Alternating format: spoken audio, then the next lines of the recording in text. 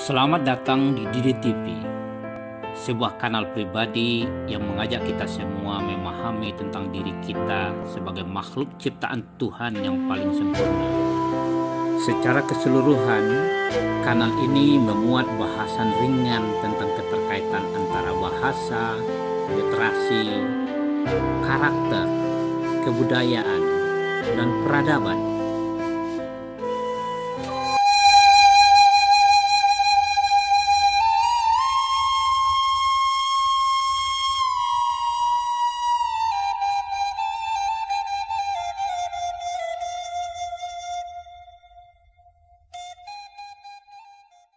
Assalamualaikum warahmatullahi wabarakatuh.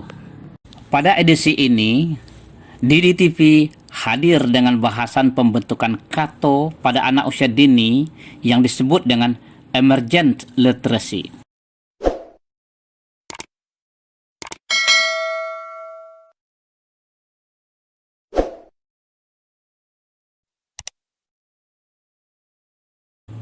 Seperti yang telah kita simpulkan pada beberapa edisi sebelumnya, literasi adalah kemampuan seseorang memaknai atau memberikan makna atau menciptakan makna terhadap simbol-simbol yang dilihat, dibaca, dan didengar, serta dirasakan. Simbol-simbol tersebut bisa berupa tulisan, gambar, grafik, tanda-tanda, bunyi, dan gejala yang terdapat di alam semesta.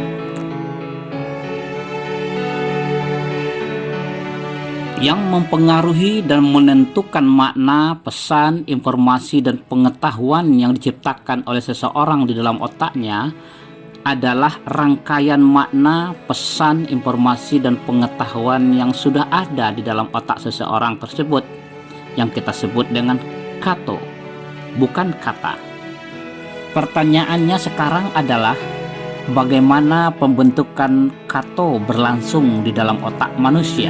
Sebelum membahas proses terbentuknya KATO dalam otak manusia, perlu diyakini bahwa makhluk yang diberikan kemampuan menciptakan KATO hanya manusia, bukan tumbuh-tumbuhan, bukan hewan, bukan jin, bahkan bukan malaikat, sebagaimana disampaikan oleh Allah Subhanahu wa taala dalam surat Al-Baqarah ayat ke-31.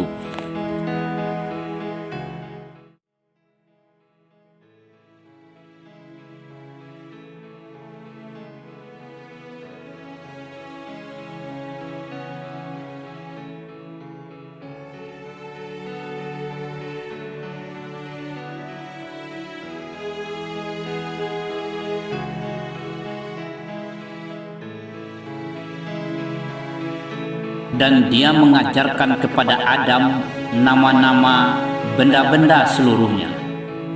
Kemudian dia mengemukakan kepada para malaikat, lalu berfirman, "Sebutkanlah kepadaku nama-nama benda itu, jika kamu memang benar-benar orang yang beriman."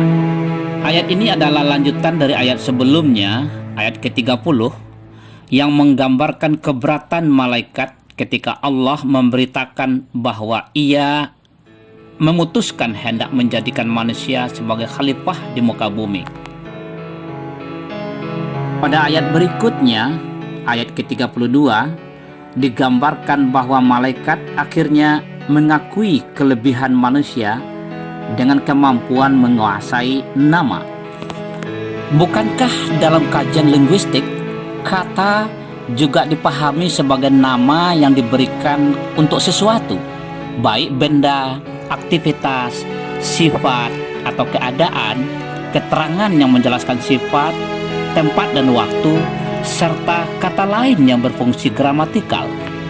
Proses pembentukan KATO di dalam otak manusia berlangsung sejak usia sangat dini.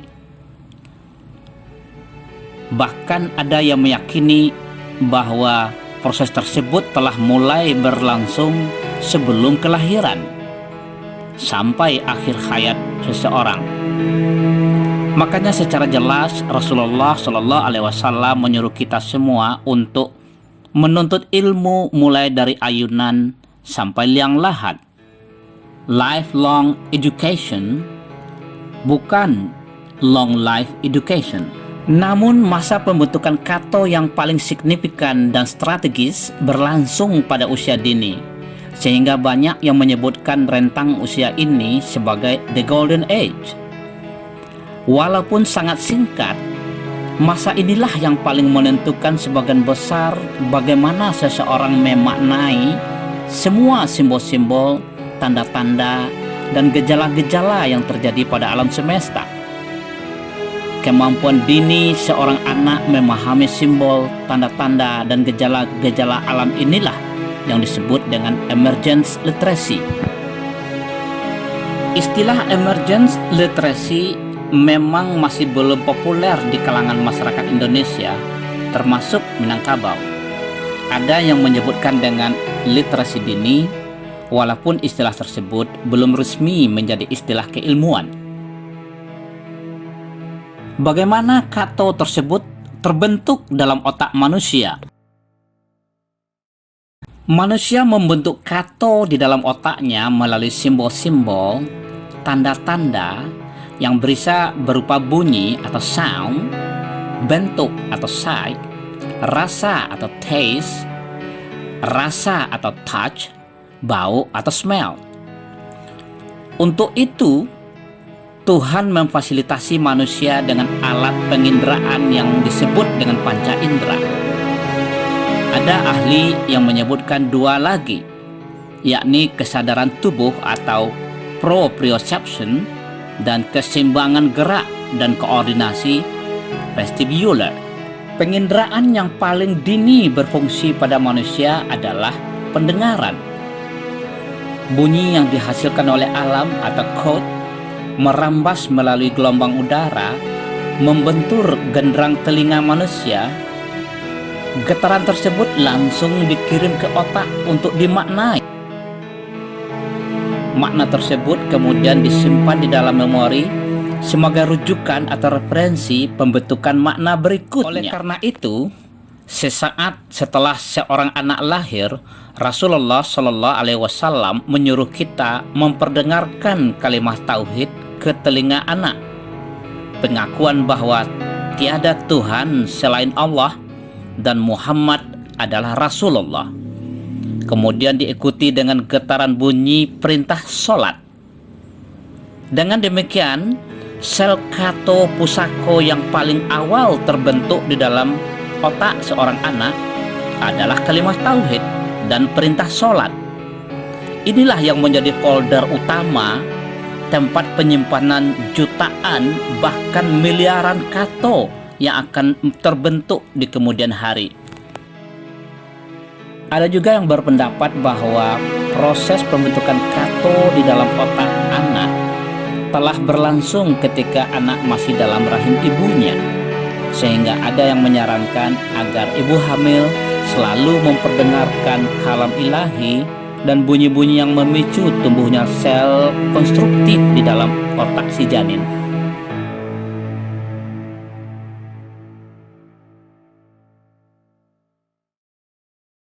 Ketika fungsi pengenderaan anak sudah mulai optimal, berikanlah kesempatan sebanyak-banyaknya kepada mereka untuk mendengar getaran bunyi yang dapat memperkokoh dan memperdalam goresan kalimat tauhid dan perintah sholat yang telah digoreskan oleh seorang anak di dalam otaknya sesaat setelah ia lahir.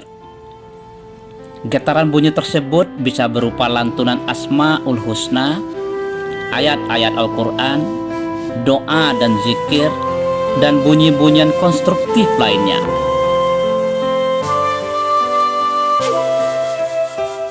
Perlu diingat bahwa Tuhan, Allah, tidak bisa divisualisasikan dalam bentuk apapun. Kita hanya bisa mengenal dan memperkenalkannya melalui sifat, asma, atau nama-nama yang merupakan atribut yang menjelaskan keagungannya. Dalam khazanah Keminangkabauan, nenek moyang kita mempraktikkan tradisi berdendang, bakaba, mendongeng, dan menjujai kepada anak menjelang tidur. Selama masa tertidur, otak seorang anak terus bekerja membangun sel kato baru yang simbol, kode, dan tanda-tandanya ia dengar dari ibunya. Inilah momentum terbentuknya karakter, akhlak, mental, budi pekerti, moral, dan istilah-istilah lain pada seorang anak. Topik ini akan dibahas pada edisi tersendiri.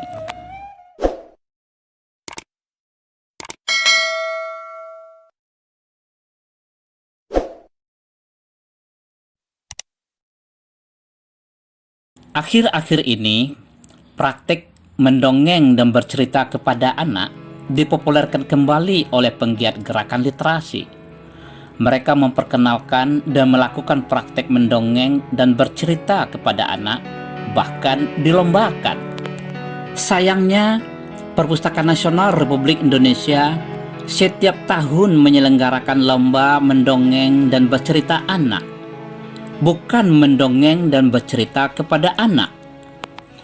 Bukankah si anak yang harus mendengar cerita, bukan bercerita? Bukankah sel otak anak yang akan tumbuh dan berkembang dengan mendengarkan cerita, bukan bercerita? Mudah-mudahan didengar oleh pemangku kepentingan.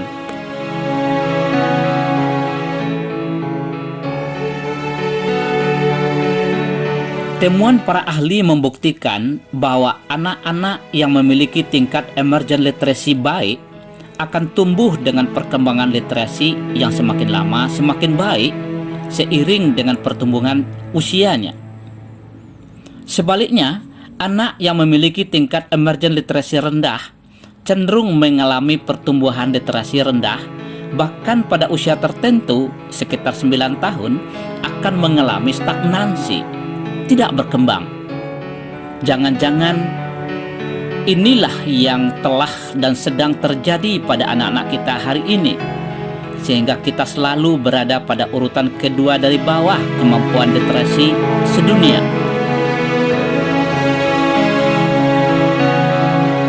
Pada saat usia anak menanjak 1 tahun, saat fungsi penginderaan penglihatan semakin sempurna, ajaklah anak untuk memberikan atau menciptakan makna dari simbol-simbol tercetak dan tertulis. Gunakan buku untuk bercerita atau mendongeng kepada anak. Gunakan buku yang bergambar dan penuh warna-warni, minim tulisan atau karakter. Jangan paksakan mereka mengenal huruf, karakter, atau tulisan pada usia dini, karena tulisan tersebut tidak mampu memicu imajinasi anak dalam menciptakan makna pada saat membaca. Ibu-ibu yang mempunyai anak usia dini bisa melakukan eksperimen kepada anaknya.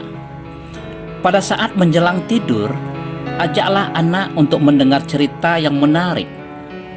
Peganglah buku bergambar berwarna-warni, minim tulisan, seolah-olah ibu membacakan buku cerita tersebut kepada anak dan anak ikut menyaksikan buku tersebut. Setelah anak tersebut tertidur, letaklah buku tersebut tidak jauh dari jangkauannya. Coba perhatikan keesokan harinya ketika anak baru bangun, dia akan kembali bertanya dan mencari buku yang dibacakan kepadanya tadi malam.